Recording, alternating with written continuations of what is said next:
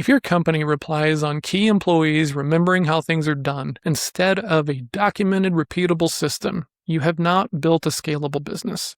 It is a sandcastle that will fall down with the next tide. Welcome back to the Founders Growth Show. I'm John Hill, aka Small Mountain, and today I have the pleasure of talking with Humberto Rodgriguez, CEO and co-founder of SupplySoft. Bert has built and navigated technology shifts for over 3 decades, from high school punch cards to AI-driven warehouse automations. In this episode, he breaks down why relying on tribal knowledge hard capture operational velocity, the pricing realization from his very first client that changed how he values expertise, how to navigate major tech pivots without destroying customer trust, and how putting customer experience before revenue sets the tone for culture, values, and training right from the start. If you want to build a resilient company that survives market shifts and scales beyond you, Bert's insights and well-earned lessons are a fantastic place to start. Let's hop in. All right, Bert, thank you so much for coming on the show. We've had a couple of conversations. We've known each other for a couple of years now, but I have been doing some research on you and your company, and I'm excited to ask you some questions. So I'm going to go back to the beginning because I saw this very cool thing, and it was talking about a very old printer, and you got to watch it print hello. And I'm curious, going from like that guy, that kid, if you will, to this person who does these things now with the automated warehouse work and everything, what would that kid think about the work that you're doing now? Can we just start there? Yes, actually, John, first I want to say hello and thank you for having me. Of course. Yeah. Sorry. I'm just excited. You hit actually, I'm getting chills right now as you say that because it's really cool. So, that was actually my first, connection with computers. It was our high school. And our high school was one of the first high schools to actually have a computer. And by this day and age, when you think about a computer, you have something as powerful as a smartphone. We're talking about a room full of computer, a big, big computer. And to make that work, not like today, we had a deck of cards. I'm going to age myself a little bit here, but we literally had a stack of cards about that big that programmed all the steps that needed to happen and to put it through the deck. And often enough, you could sometimes trip, decks get all splattered. You got to put them all back together. So that was the nuances of back in the day. But the idea of a computer was an important one because I was looking at that time of, what am I going to do in the future? What am I going to do with my career that I mentioned and going to? What am I going to do if I want to go to college?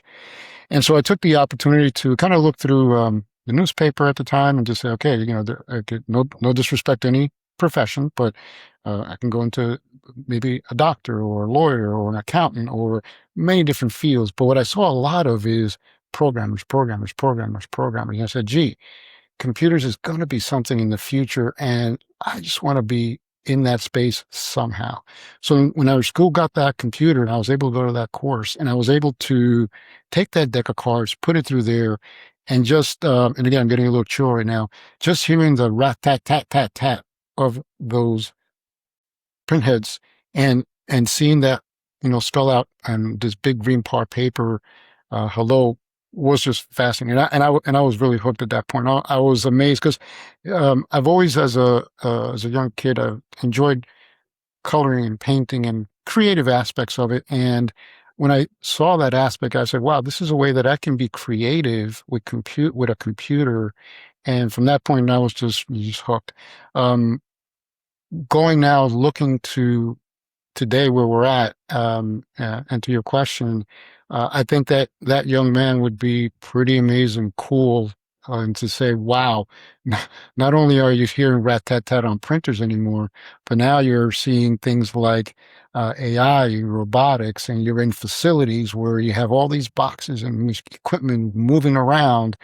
And that's a fascination. So that's another version of that fascination. I tell often our clients, and especially new people that I come across, if you're in a facility or in a warehouse, it has a rhythm, right? And often someone doesn't think about it until you sit and talk and just listen for a little bit, and you hear the equipment zipping through, you hear the label printers printing, you hear scan guns scanning, and all of that makes a rhythm to the point that I look at the I look at that, and when it's really quiet, like I might be talking to a client, you can tell right away it's like something's not quite right because I'm not hearing beep, beep, beep, beep from a scanner. I'm not hearing zip, zip, zip from the label. So that's a fascination. Just having had that opportunity to go from seeing that very um, deck of cards translating to some of the things that we're beginning to just get exposed to, and start to have just always been a creative minded and a tinkerer, and just at this stage, seeing what's coming ahead for us is going to be pretty interesting. So really That, fascinating. that's awesome. Doing some research, I saw you talking about this experience, and the way that it kind of the way that I was just thinking about it was like that idea of like punch cards, and I think the line was like art through logic. Do you still feel like that spark? Do you still get that excited about that stuff, or like do you get used to it? Are you used to it now? No, that's the fascinating thing. Used to it? No, because even though you would think after 20, 30, 40 years that a lot of this might become sort of mundane and pretty repetitive, Mm-hmm. the interesting thing about our industry is that literally we're reinventing ourselves, and now even probably on steroids, but we're reinventing ourselves probably every 6 months to a couple of months. And so we're constantly having to stay on top of things, and there's different ways. And something that we did last year one way, solving that problem today could be a completely different way. And so we're constantly having to be creative, and that's what keeps it um, really energizing and exciting, because any problem that we're going to get into, and sometimes we'll even go back to a challenge that we had before that we think we already solved. We now have even a better way to do that than we did it before, and Mm-hmm. and that's powerful as well. So I would say there's never a dull moment, because we're constantly meeting people that are having different challenges, and different ways that we can solve them. In fact, in the warehouse space, we get asked this question all the time. It's like, oh, Bert, if you've been in warehousing for 20 years, our facility is no different than any other facility. So you should be able to come in and just click one button and make it happen.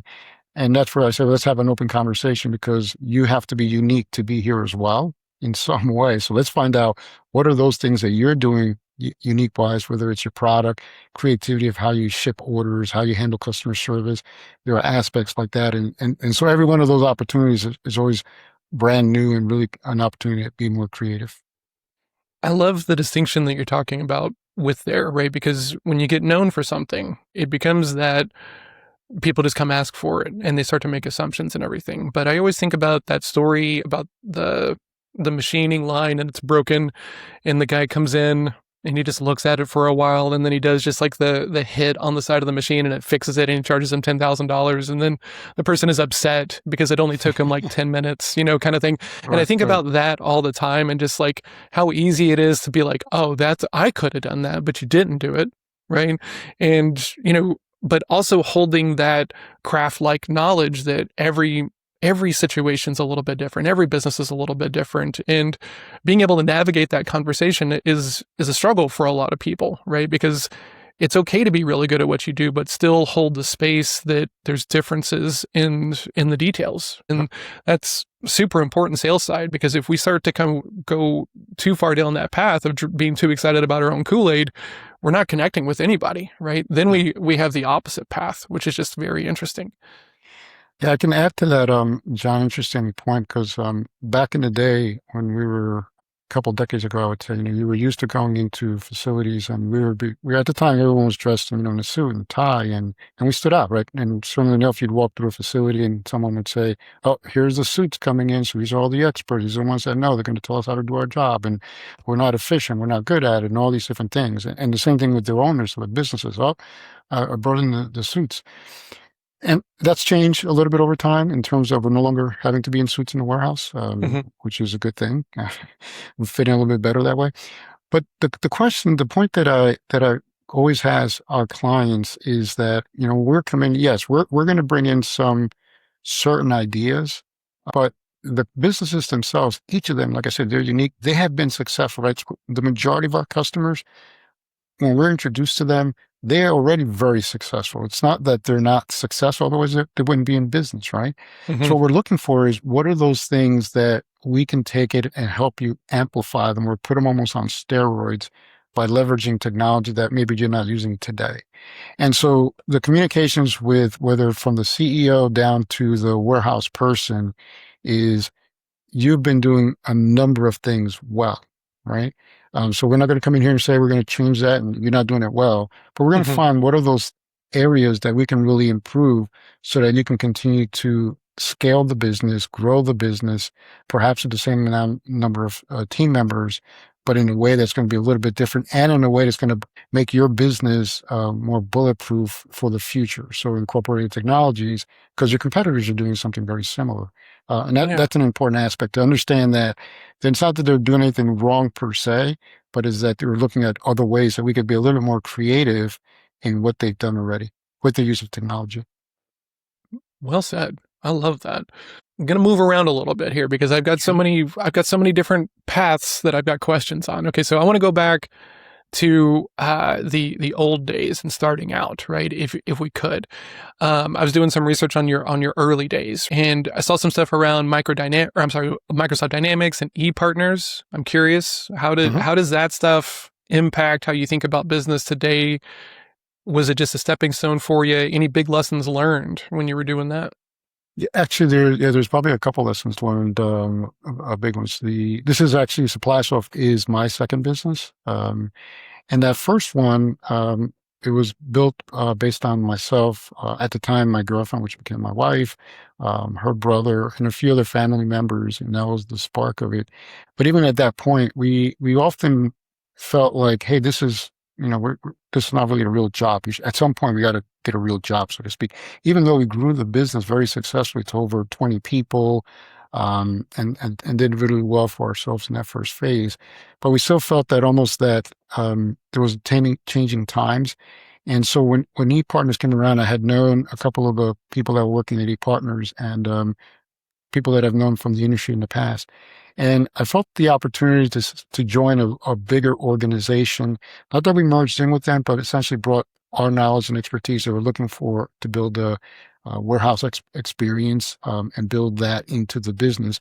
And it was a growing business. There were what ePartners was doing was essentially acquiring at the time other ERP or accounting system software companies throughout the country and then merging them together so we have one set of processes Hmm. with the idea of going public. And my task was to bring in the warehouse expertise. And so the lesson learned there is that as I was working, we always think about, gee, what we were doing before wasn't really a job, or was a job, but we were really putting together that entrepreneurial spirit and bringing to our clients away from a little bit more of a corporate look to a little more personalized entrepreneurial. And so that lesson was really an important one because it kind of confirmed that what we were doing in the first business was actually heading in the right direction. We just didn't have the confidence in ourselves, if you will, that we were handling the business as business people. Because Hmm. I mean, think about it. We were at the time, geez, we were just out of college. It was 23 to 28 years old, and really getting from scratch with almost really little business experience in the background. And so that was an important lesson learned. Yeah. We had a conversation, and you talked about you one of your first clients told you that you were undercharging or undercharged them. I'm curious, how did that show up? What did you take away from that conversation? Yes, that was actually one of my first clients, and it was actually a part-time client, so sort of a side gig when we started that first business.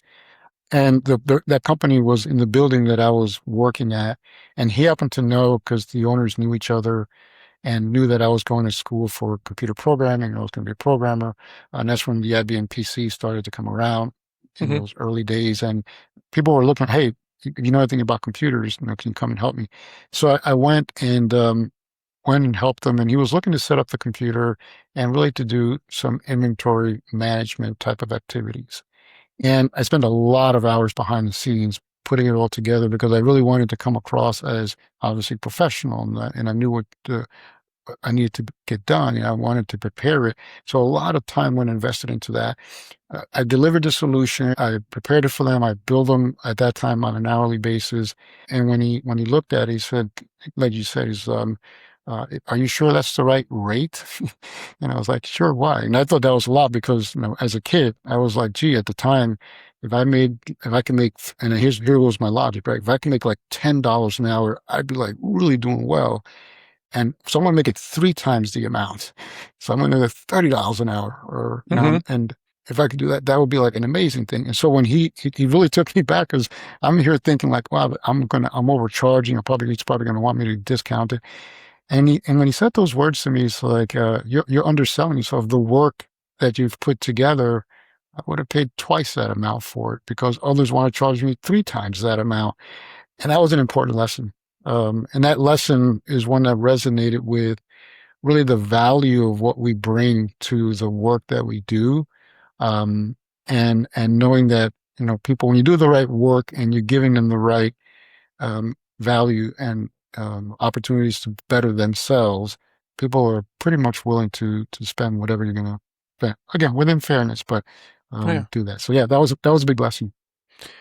I'm curious after that conversation because I think pricing as a founder is one of the hardest parts of the journey, right? So you get that feedback, hey, you should charge more, and I'm curious, what did you do with that information? Did you just go, okay, great, I'm going to move it to $50 an hour, or did you go build like some sort of maybe computer calculator spreadsheet to come up with like a new rate, a new way to charge? Like how did you use that feedback that you got from them?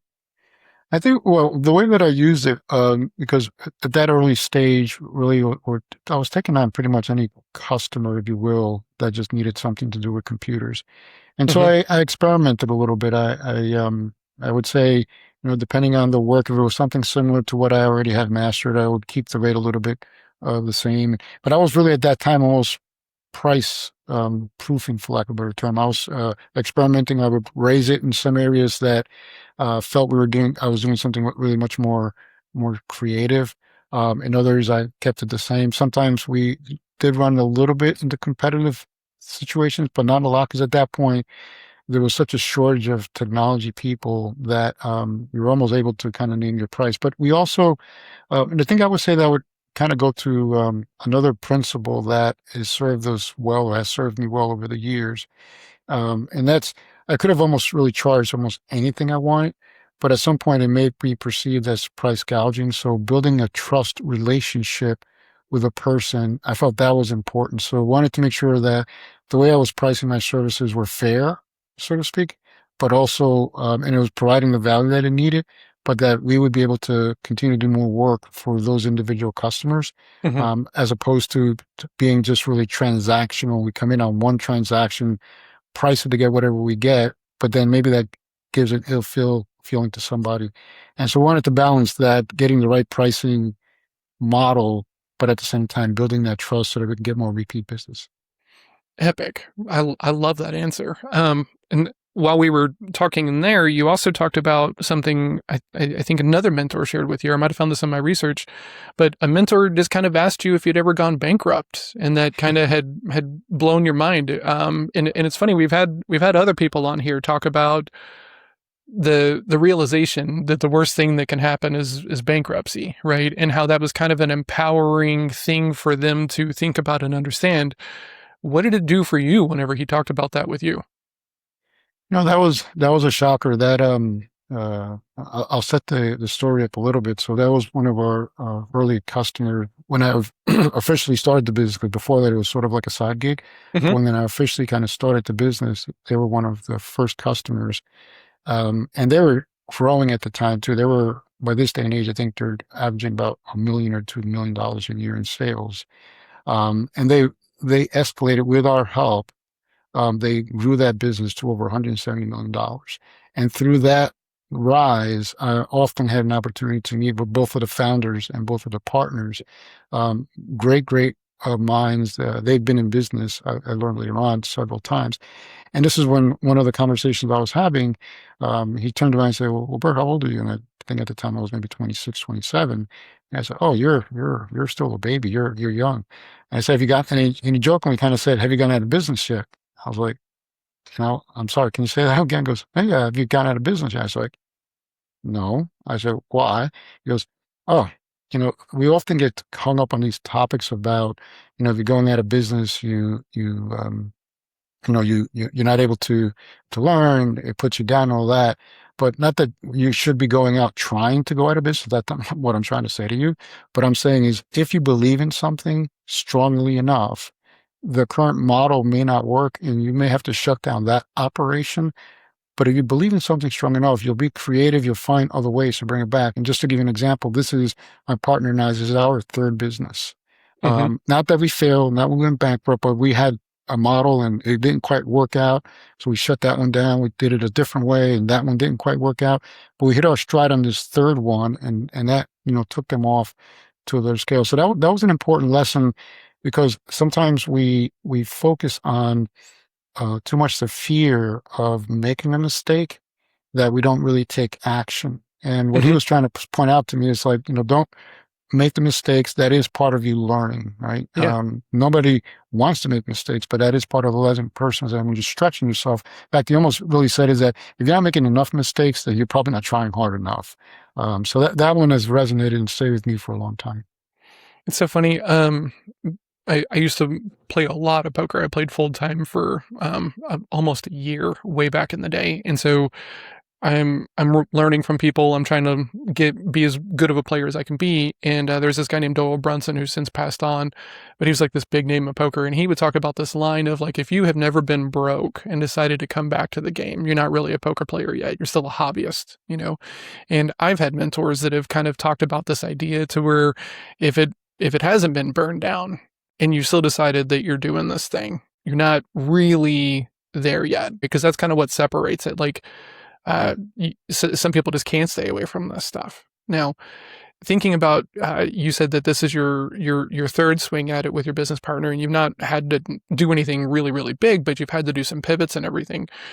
I'm curious, how do you think about pivoting now with your experience? Is it easier for you? Is it harder for you? Do you try to go look for data to inform a pivot? Is it more of a gut feel for you? Like, let's just talk about pivots. Like, does it feel like a loss to you at all to need to pivot, or is it really just in relation to the goal? No, the need for pivoting is certainly in relation to the goal, but it's I wouldn't say it's purely gut. Certainly a little bit of data, a little bit of analysis, and really a feel for what are the changing times. Hmm. Our first business, the second business, transition, is one of those examples where um, when we closed down that operation and went into working with partners, part of the reason was because we represented at the time, I grew the business and we were doing what today is called ERP systems, but accounting systems. And we were all in what was at the time the DOS operating system. Mm-hmm. And this new thing was coming around called Windows. And a lot of us was like, Windows, that's one of those things that's a fad. It's kind of fancy looking screens, but nobody's really going to take on to that. And I kid you not, we represented 3 products, and those 3 products were just not making the decision to go Windows-based. Really deep functionality, really bringing value to the customers, but they were just not Windows-based. Huh. Within a year, every prospect that we saw, the first question they asked is your system's Windows-based? And we still won some because of the core functionality and all that, but we lost more than we won. And unfortunately, that was a pivot that had to change the business. Today, very similar. Mm-hmm.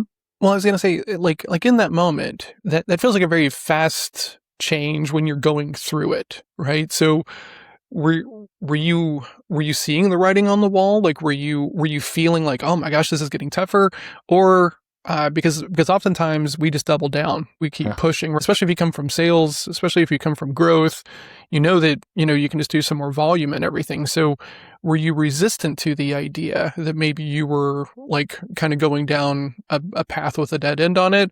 Was there any pressure internally to like, hey, we just got to keep pushing, we just got to get out there more? How did it feel during that time? Yeah, good question. I mean, the feeling was that we normally have products that weren't getting modernized. The products themselves, of course, because they want to remain relevant, said, "Hey, we're working on that. We're going to have something that'll Hmm. be available." Um, and and so we did wait for a period of time because the other option was to bring in, these are lessons learned as well, bring in a new product that's already, and you'll understand in a moment when I get to our current age where this starts to they start to repeat themselves. But so if you think about it, we're going through that exercise and we say, okay, the existing products that we have, those customers aren't going to leave it right away because there's still going to be a nice core base. So we have foundation, but our growth trajectory is not going to come out of these unless our existing products modernize or we bring on a new product. That modernization sometimes can take 2 or 3 years. And within that window of time, people that you're going out to see are just looking for ones that are already there. Like they don't want to really invest in a product that's getting there when they can buy the one that's already there. Right. Hmm. So not having seen that early enough certainly was a challenge. And being able to bring out a new product means that we have to kind of retool our whole team members as well. Now we're managing different sets of products. And that was a lesson, learned to understand that, to really be looking out for that. Now, where does that play a factor into today?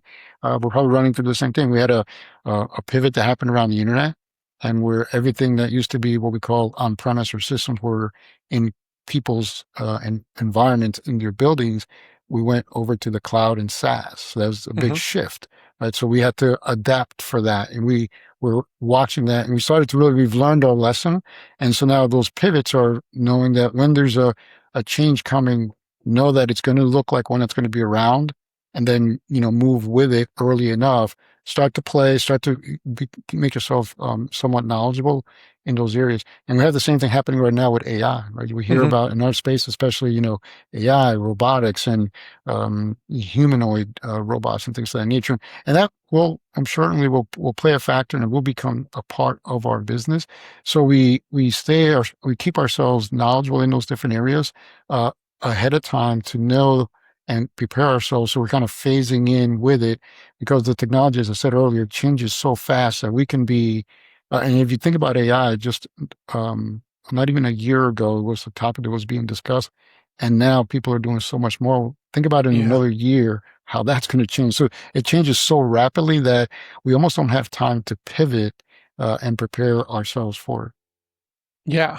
Oh my gosh. I mean, that to me, that's the coolest thing about business, right? Is that it is ongoing, it is changing. You do have the opportunity to grow and evolve, and or you can just treat it like a business, which I Yeah. don't really think is all that helpful. Yeah. And Um, it's definitely not a set it and forget it kind of activity. I have this opinion that anything you're setting and forgetting, you're kind of taking it for granted. Yeah. And I think certain things like non-client facing operations and everything, those can be a little bit more long lasting, but like, you know, anything customer facing, people change, right? Like the People way change. Yeah. people do outbound today is different than it was like 3 years ago, and it was different than 5 years before that and stuff. And so like when it comes to involving other people, like involving the customer in a meaningful way, I Yeah. think that that is a space to where you're taking it for granted and not doing the research, not updating, not staying on top of it is just like it doesn't serve anybody, you know? Sure. And in our space too, the thing is that warehousing is one of those activities that's always felt like it's back room on. In fact, that's why I got started into the warehousing space, is because it was one of those areas that nobody really wanted to touch. I thought it was an opportunity for a niche. Hmm. But today, as you have the younger generation coming out already exposed to using technology, there's a big demand to automate even more in the warehouse space so that anyone that's really not doing anything, and you've got a lot of our customers tend to be family owned, family operated, and so they could be in their second, third, or even fourth generation of families. And those, younger generations that are coming out, dad or grandpa used to do it in a manual way. And again, it worked for them, obviously very, very successful. But the new generation wants to do it in the new way so that Hmm. that business can be around for years. So that pivoting and working with those types of companies to make those transitions of something that's been very, very successful, but allowing them to keep that success going into the future just under a stronger foundation with technology. So switching gears a little bit, I'm curious. You mentioned that you have a co-founder. You guys have worked on multiple projects together. How do you guys talk about pivots? How do you guys talk about these changes? Like, are you guys pretty well in sync, or are you guys kind of like opposite ends and provide balance for the other one? How does that work, especially after working together for so long? Yes, that's a question actually what we're getting a lot of, but what made it a little bit easier for us, my partner and I, he's in the same, literally the same business as I am. We represented the same product. We've known each other for over 20 years because we would go to the conferences for the warehousing space, and we'd have conversations.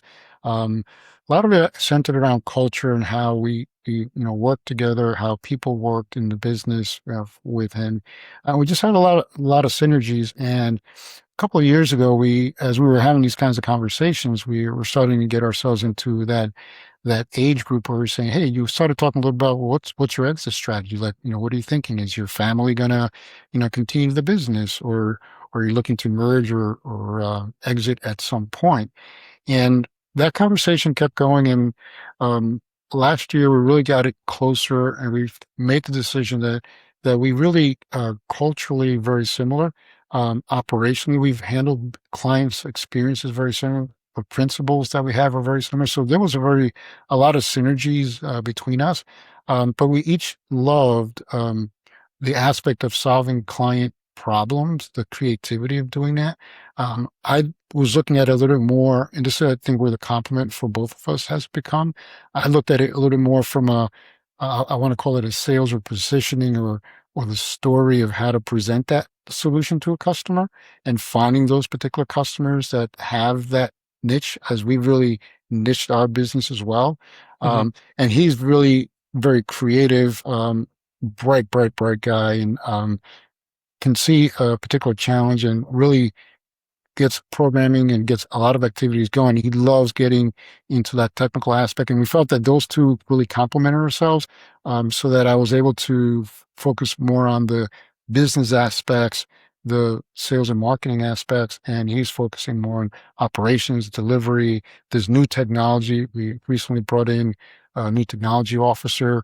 So these are the investments that together we see that we're making for the future, to have those kinds of pivot moments like that I was saying earlier, because we know that robotics and AI and automation, we have to continue to be efficient for our customers as well, and Hmm. that's been his focus, and I'm helping to tell that story, and how we can share that with our clients. That's awesome. Doing my research, Bert, on you, and you touched on this just a second ago. You said you're supporting the same product. It looks like you've spent a lot of time supporting this kind of like same product, right? It's gone through some different owners and some different names, some different brands. Because like I've done some of that. I've been a partner for different like CRMs and different technology platforms and Hmm. everything, and largely it doesn't last very long. At least not in my experience, right? They start coming around and they want to give me a goal, but they're not paying for time and attention or different things like that. Was this a very like unique situation? Was it just a brand that you really loved and wanted to continue to support? Because I don't see this longevity for like one kind of product like I saw when I was doing my research on you. Where does that come from? That's a very good question. It's actually one I get asked a lot, actually, from some of our clients. That Bert, you and my partner Dane, because he did the same thing early on. He really bet on this particular product. What I and Dane felt the same way. What I felt was that if we picked the right company, and I spent a good amount of time seeing where they were at, the space they were playing, being in the WMS SMB marketplace, they had something that they created, but and today is a little bit more open.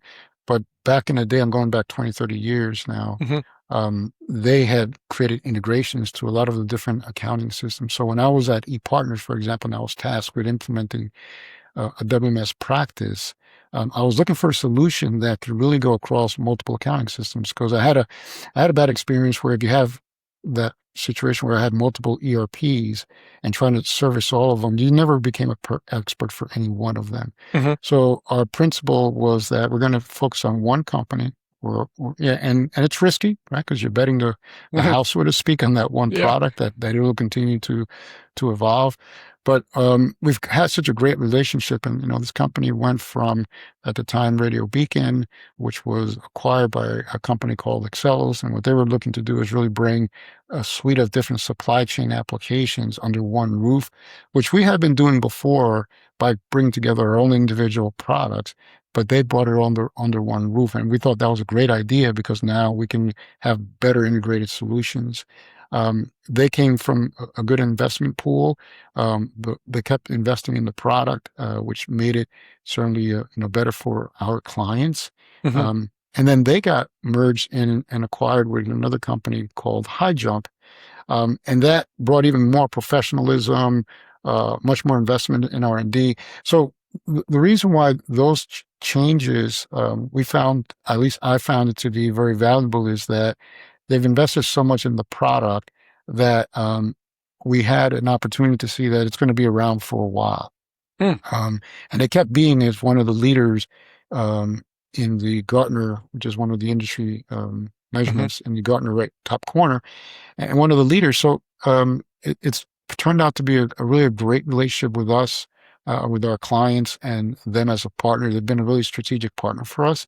And at times it still feels risky because I will say any business that you're in, when you have a sole vendor, and that's where your focus is on, is risky because they could do anything that changes their business model, Oh and that yeah. certainly could impact our business model.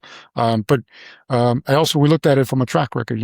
Every successive acquisition or merger that keep focusing in the same space, that keep investing in the same space. So based on that track record, we feel comfortable for the future. Now with AI, and it takes at this day and age, it takes companies that have the investment capability to bring in these new technologies. That's another thing that was really important. One of the things that we say to our clients when we're meeting prospects for the first time is, certainly you can look at WMSs. They all have a lot of features and functions. It's a very, very competitive marketplace. But what we try to do is look for those, what I call foundational players. What are the companies that are going to be around for the next 5, 10, 15 years, as best as you can tell? What are the companies that are investing in the product? What are the companies that are investing in those Hmm. new technologies that are coming out, whether it's robotics? And you may not need those in your business, and you might say, "Hey, that's not important for me."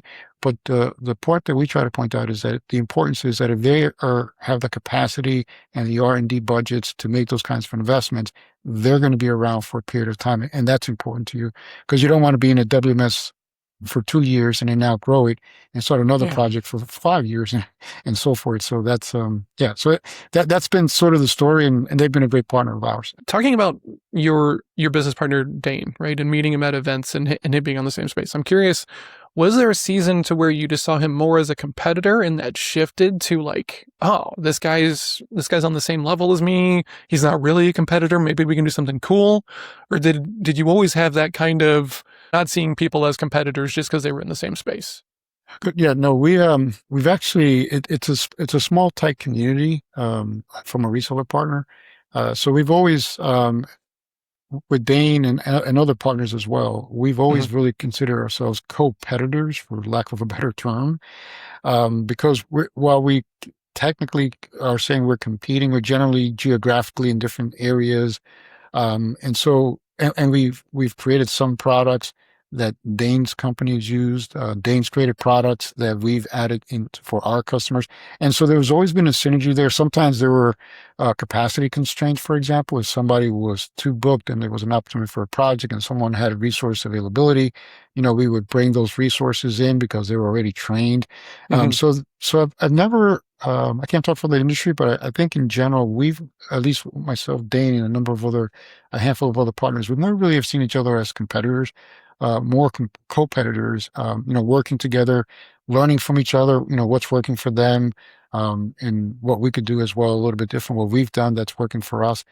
We found that to be really helpful, for the product representation that we have, because each of these partners, just like ourselves, are invested in the same solution. Hmm. So it was important. Interesting. It's weird because the majority of people that I see that go off and start things either come from sales and marketing or they come from finance, they come from some other thing.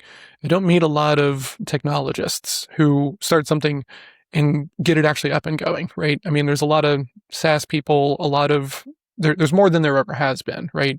But I'm Yeah. curious, as a guy who comes from programming and development, what have you struggled with the most as far as getting the business to where it is now?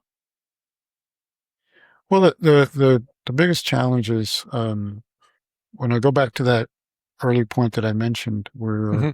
you have a certain vision and you work really, really hard on that vision, and then really now coaching up and mentoring other team members to live to that same vision, to that same standard.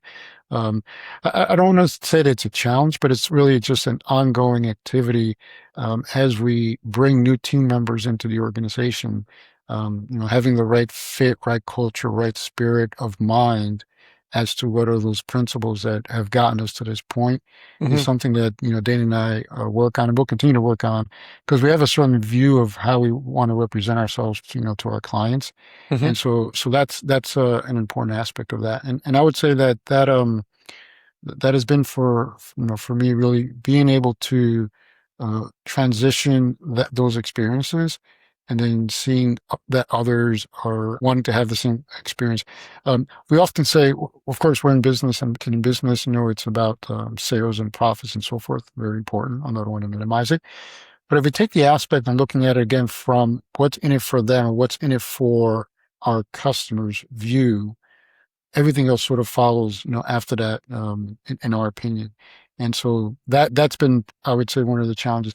The other one for me personally, and for us generally, is when you come from a really heavy technology background, and you don't focus as much on, let's say, the sales and marketing, um, bringing in some of those skill sets and building around that, especially as the products mature. That's another area that we tend to want to focus more on at these days. The technology really, there's a lot of great technologists that we have on board, is really bringing on board team members that see that culture, see the spirit of what it is that we're doing on behalf of customers, see the value that the customers are getting out of the products, and then being able to translate that into other opportunities. When you talk about things like culture and pouring into people, spending time with them, and everything, right? I saw in some of the research you put a lot of emphasis on interior culture inside of your teams and everything. And I saw this line, and it was kind of in. I don't exactly remember where I saw this, but in my research it said tribal knowledge caps growth. And I'm curious, it seems like in your space, right, the warehousing space, once it's built, I wouldn't imagine that there's a bunch of like tribal knowledge that kind of holds everybody back. But I'm not very familiar with this space. How does tribal knowledge show up in the warehousing space? Like how does it stop people from progressing? Well, it's actually I think, yeah, I would say where that quote comes from is really early conversations that we have. So a good percentage of, if I go back to customers that have been doing, let's say, a warehouse on using paper or Hmm. manual based, the only way, or one of the only ways you can really operate the warehouse is through tribal knowledge, which means that the people in the warehouse, the pickers, for example, Hmm. happen to know where products are at, so they can go there. Um, by that knowledge, processes, also by tribal knowledge. So a lot of them in those businesses early stages, that's where the capping the growth comes in from, because Hmm. you start getting, unfortunately, limited by how much you can do, because the people have to be very, very knowledgeable about your operations, your products, even your customers. And there's nuances of, customer A wants their products and pallets built a certain way and labeled a certain way in customer B. And when you start to extrapolate that, you get so many different options that it becomes almost impossible for individual humans. So it really caps a company's ability to scale, because you can certainly throw more bodies at it, but you start to then potentially get more errors also, because just human nature, you can't remember all those different variables. Hmm. And so that starts impacting. So that's where that tribal knowledge capping capacity comes in. Now, where the warehouse management system changes that is that now all of these rules based, all of these relationships that you have with individual customers that say how you have to pack their order or what to include, how to ship it, when to ship it, and things of that nature, the system is the one that's managing that. So you really have warehouse team members that don't have to remember all those rules because the system is really the ones that's providing that information, that guidance. And Hmm. where that helps, especially in this marketplace where warehousing is one of those areas where we're just not getting as many younger people or people in general going into warehousing. And so it is becoming a tough labor market. And so getting somebody off the street and trained up and be able to be efficient within a few days is a very, very important thing for pretty much all of our clients. And I would say pretty much all of our prospects, because the market is so tight for resources. Hmm. And so if you have a system that remembers all these rules, you can come in and really give somebody an overview of a handheld device, the warehouse layout, and then follow the instructions. And today, not only follow the instruction on a device, we also have voice-driven picking so that a person is really we're giving them the instructions to go to aisle A, Oh, bin number wow. 10, and grab 5 cases of this item. So now you can really bring somebody that has almost no knowledge of the business and make them very efficient right from the get-go. In fact, That's that's awesome. a litmus test that we use when we implement our systems. Our goal is for our team members is that once we've gone through the setup and have tested and we've worked with our clients, we ourselves want to pick an order so that we can see that without knowing their business, that the system is driving us to Ooh. the objectives, right? So that's really our sort of our validation, our litmus test to say, hey, have I really set up things in a way that a person that's not as knowledgeable about the operations can really come in and be able to take over and be functional? Because that is such a critical part of the system requirements that we have, for our That's clients. what a freaking cool quality test, right? Um, I love that. That's so wow. That kind of blows my mind. That's awesome. That I was not Yeah, expecting yeah, that answer. yeah. Shifting gears a little And, bit. and and I'll Yeah, say please. even John, I if I can add to that, and I've even at sites that I've gone to, as our team is working on different projects from time to time, I'll go to sites, and I'll ask the warehouse team members when we're in those test phase, hey, give me an order to pick, and they're like, "Are you like the CEO or something? Why would you want to pick an order?" It's like, because I'm testing to make sure I can pick an order. Yeah. And without knowing their business, well, obviously I know the business from having been involved to some degree, but without knowing a lot of it, it should be able to be Hmm. driven via the instructions to pick an order and pretty comfortably get it completed correctly. I love that. And I love the lack of ego. I love the idea of, well, I'm not above this, so let me just test. Let me see how good of a job we're doing, because being knowledgeable about the space is not the same thing as being knowledgeable about that specific situation, right? Man, that is so cool. I love whenever we get situations like that to where we can see people like putting themselves to the test, right? So that way they know that they're at the standards that they're trying to put out in the world. That is, Uh, man, that's awesome. I'll give you that's another lesson learned from early age. The company that I was working at the time Hmm. was in the garment district in apparel.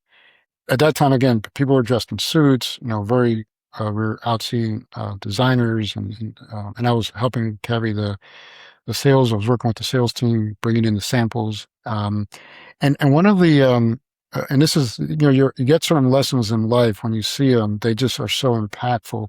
And this gentleman, I never forget him, and I mentioned the name here because both Mr. Sormani helped me to get our business off the ground, and Mr. Benziger, which was a sort of a competitor to Mr. Sormani, but again, very competitors, if lack of anything, they worked together.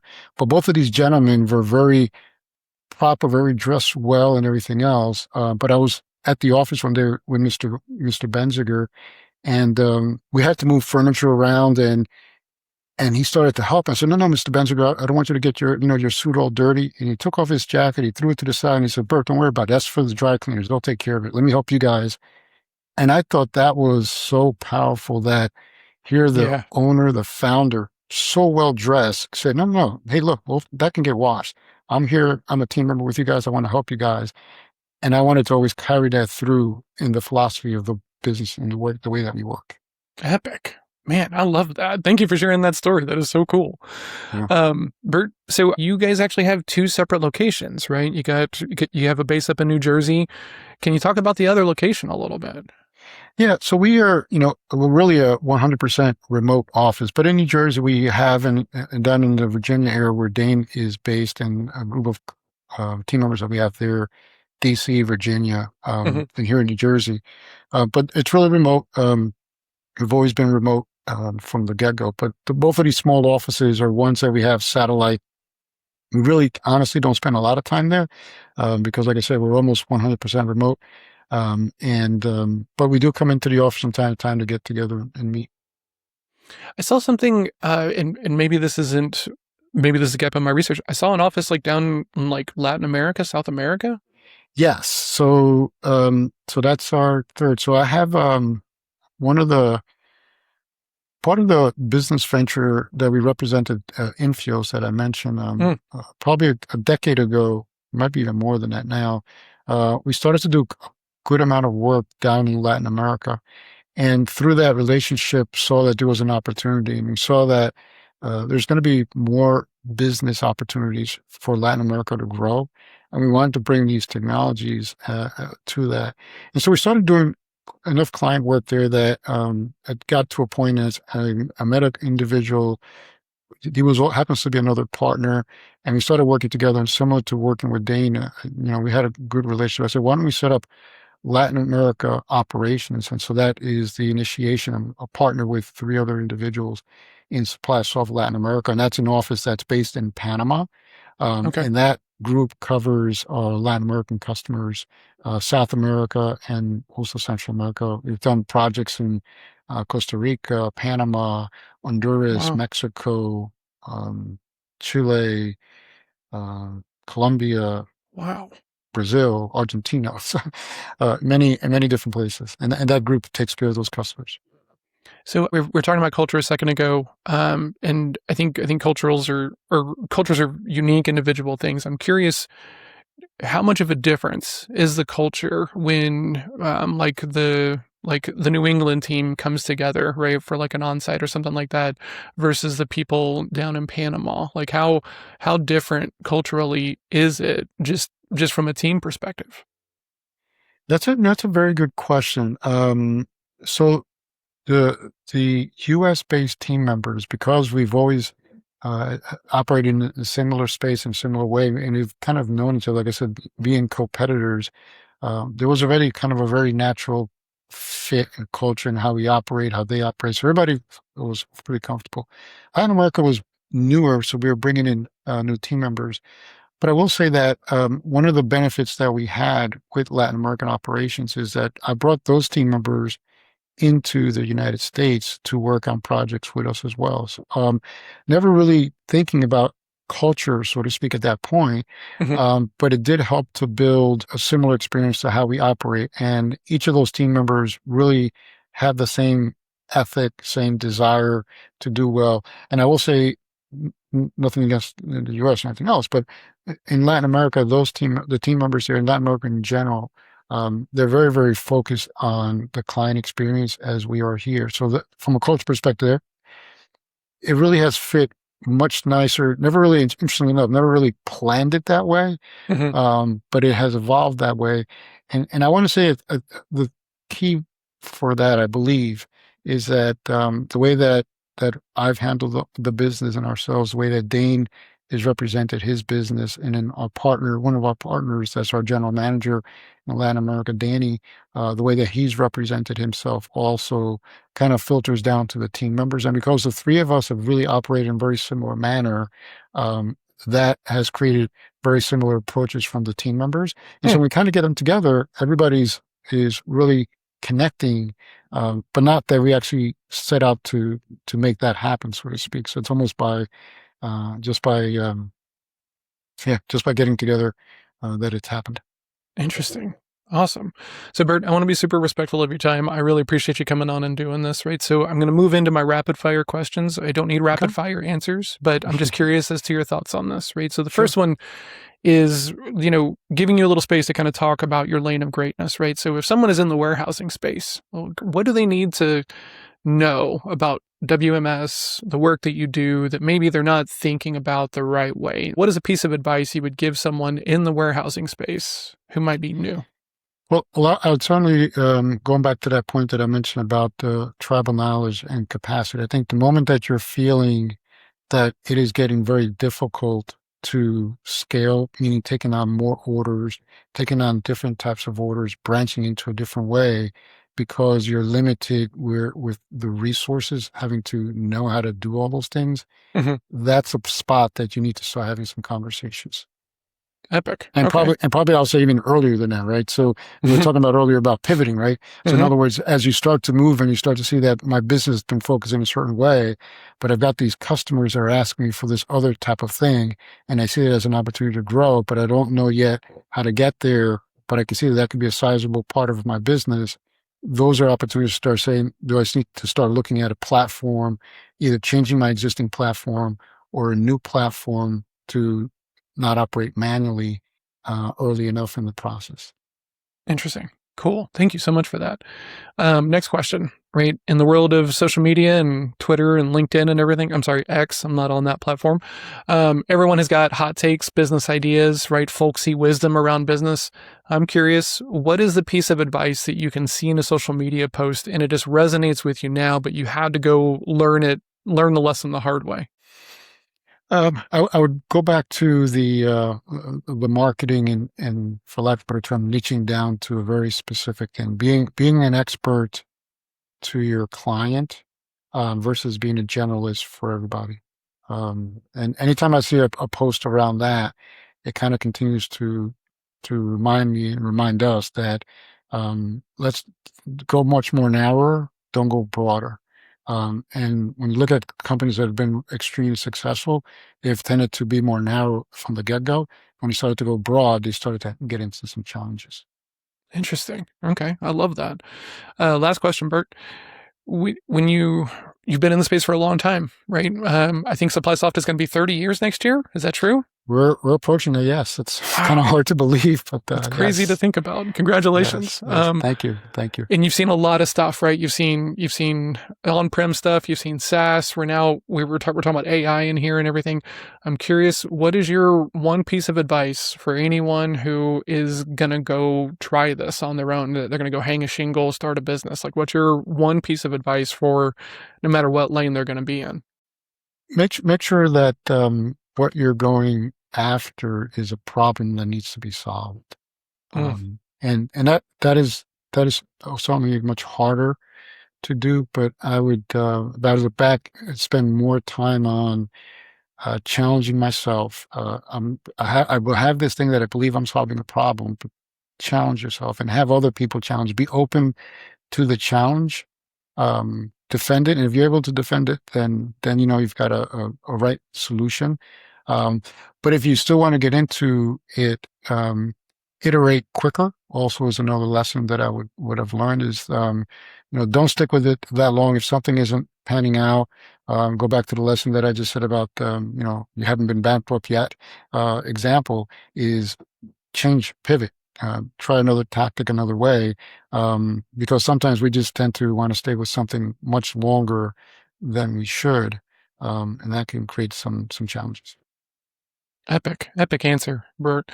If people want to come take a look at SupplySoft, or maybe they want to come hang out with you, maybe catch up with your content, where's the best place for people to keep up with you, see what you're working on? Sure. So supplysoft.com on our website, and then certainly on LinkedIn is another place that you can reach out and love to have conversations. I always say that you know, sometimes when people don't want to reach out because they feel like, oh, you know, you're a consultant and I need to charge them by the hour. My desk and my phone is open. Love to hear people that are needing help, exploring ideas, and if there's something that we can help somebody with, fantastic. And even if we can't be the person that are doing it, but we help that business succeed, that's ultimately what our goal is. We want to make sure that, and we're helping small to mid-sized businesses to really be around for the next generations, because that's a very impactful part of our U.S. economy, really, I would say, the world at this point. So I'm always open to a conversation that I can share with some ideas, and if it helps them to improve their business, then I think we've done our job. Awesome, Bert. Thank you so much for coming in, being so walls down, talk about the path and how you've gotten to where you've gotten. I do think this is going to help out a lot of people. Really appreciate the time, man. I hope we get to talk again soon. Yep, absolutely appreciate it, and thank you so much as well for giving me the opportunity. You're welcome. Cheers. Cheers.